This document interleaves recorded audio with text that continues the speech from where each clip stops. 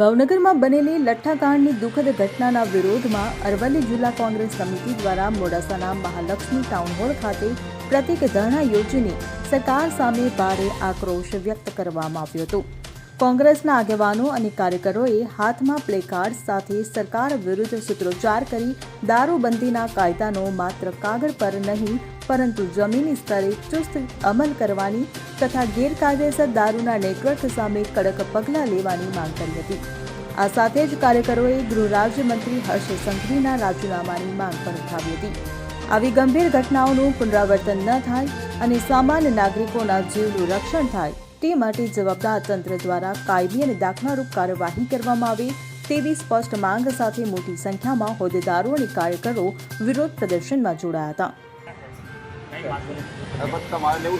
ગાંધી અને સરદારના ગુજરાતમાં જ્યારે આપણા આ રાજ્યની અંદર દારૂબંધી હોય છતાંય આજે પડદા પાછળ જે પ્રમાણે સરકારની તિજોરી ભરવા માટે, હપ્તાખોરી કરવા માટે, ભ્રષ્ટાચાર કરવા માટે પોલીસ તંત્રનો દુરુપયોગ કરીને જે પ્રમાણે આજે દારૂની છૂટ રેલમ છેલ આ ગુજરાતની અંદર જ્યારે હોય અને ઘણી વખત કોંગ્રેસ દ્વારા આ બાબતને લઈને વારંવાર અમે ધરણા પ્રદર્શન કર્યા, વિરોધ પ્રદર્શન કર્યા, લેખિતમાં આવ્યું, છતાંય આ સરકારના આંખ અને કાન નથી ખોલતા। અને જ્યારે આ સરકારની નિષ્ફળતાના કારણે આજે ભાવનગરની અંદર 10થી વધુ લોકો મૃત્યુ પામ્યા, 35થી 40 જેટલા લોકો હોસ્પિટલ ગંભીર રીતે આજે દાખલ કરેલા છે। આ એ સ્પષ્ટપણે દેખાઈ રહ્યું છે કે સરકાર પોતાની મસ્તીમાં મોજ કરે છે।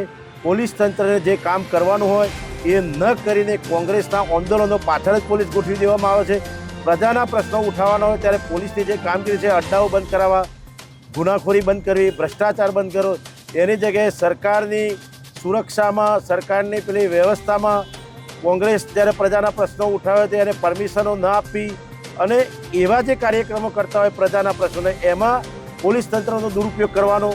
જ્યારે જરૂર શું છે કે આવા જે દારૂના દૂષણો હોય, જે અડ્ડાઓ ચાલતા હોય, ગુનાખોરી થતી હોય ત્યાં સ્પષ્ટપણે આ હોમ ડિપાર્ટમેન્ટની, ગૃહમંત્રીની એક નાકામી સામે આવી છે। અને આજે આ સરકારની ગુણ નાકામીને કારણે બિચારા નિર્દોષ લોકો આજે મૃત્યુ પામે છે। એ બાબતને લઈને આજે જિલ્લા કોંગ્રેસ અરવલ્લી આજે મોડાસા 4 રસ્તા ખાતે વિરોધ પ્રદર્શન કરી અને ધરણાનું પ્રદર્શન કરવામાં આવે છે। કોંગ્રેસની માગણી છે કે સરકાર આ બાબતને કડક કાયદો બનાવવો જોઈએ। જે પ્રમાણે આજે ગુજરાતમાં દારૂબંધી હોય અને છતાંય રેલમછેલ થતી હોય, જ્યાં જુઓ ત્યાં મળતો હોય, કઈ જગ્યાએ નથી મળતો તમે કહો ત્યાં અમે સબૂત આપી દઈએ। એટલે સરકારની સ્પષ્ટપણે નિષ્ફળતા છે અને હપ્તાખોરીની સિસ્ટમ જે ચાલુ છે એના કારણે આવા નિર્દોષ લોકોનો ભોગ બને છે। રવિન્દ્ર પુવાર સાથે સ્લેન 24 ન્યૂઝ અરવલ્લી। હવે જુઓ દેશ દુનિયાની તમામ ખબરો તમારી આંગળીના ટેરવે।